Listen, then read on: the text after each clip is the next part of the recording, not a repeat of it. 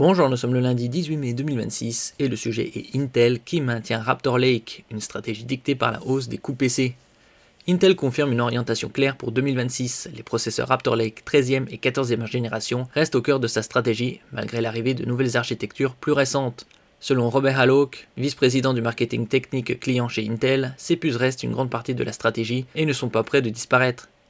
Cette position peut surprendre, mais elle s'explique par un contexte matériel tendu où les nouvelles générations ne s'imposent pas aussi facilement que prévu. On a vu au cours de ces 8 derniers mois une envolée spectaculaire des prix de la RAM, DDR5, DDR4 de plus de 300-400% et également de la NAND SSD de plus de 150-200%. La hausse des coûts bouleverse le marché. Le facteur déterminant reste l'augmentation globale du coût des composants PC. Mémoire, processeurs et stockage voient leur prix grimper, ce qui impacte directement le prix final des machines. Dans ce contexte, les plateformes récentes basées uniquement sur la mémoire DDR5 deviennent plus difficiles à adopter. A l'inverse, Raptor Lake conserve un avantage clé, la compatibilité DDR4, DDR5, on en avait parlé il y a quelques mois, permettant de réduire significativement le coût d'une configuration. Cette flexibilité devient un argument commercial majeur, notamment pour les joueurs et les assembleurs cherchant à optimiser leur budget. Par exemple ici on peut voir 13e, 14e génération, comme le Intel Core i7 14700, 20 cœurs.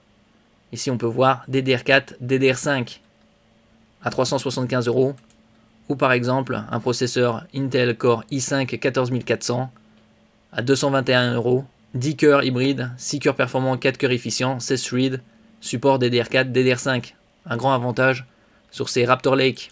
N'oubliez pas de vous abonner pour plus de news sur le monde de la high-tech ainsi que les bons plans, également sur mon Twitter et en description sous toutes mes vidéos. Vous pouvez les retrouver dans mes playlists et voir mes articles sur mon blog, tous les liens seront en description. N'oubliez pas de mettre un j'aime, un commentaire, de partager et de cliquer sur les liens en dessous de mes vidéos pour soutenir la chaîne.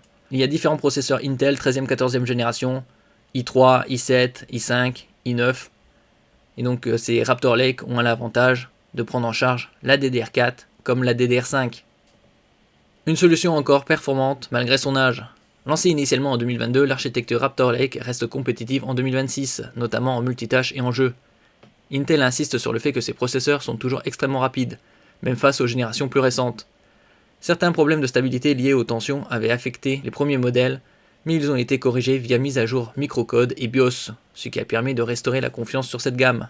Une réponse à un marché en transition. La stratégie d'Intel traduit une réalité plus large. Le marché PC traverse une phase de transition. D'un côté, les nouvelles architectures comme Arrow Lake imposent des plateformes plus coûteuses et orientées vers l'intelligence artificielle.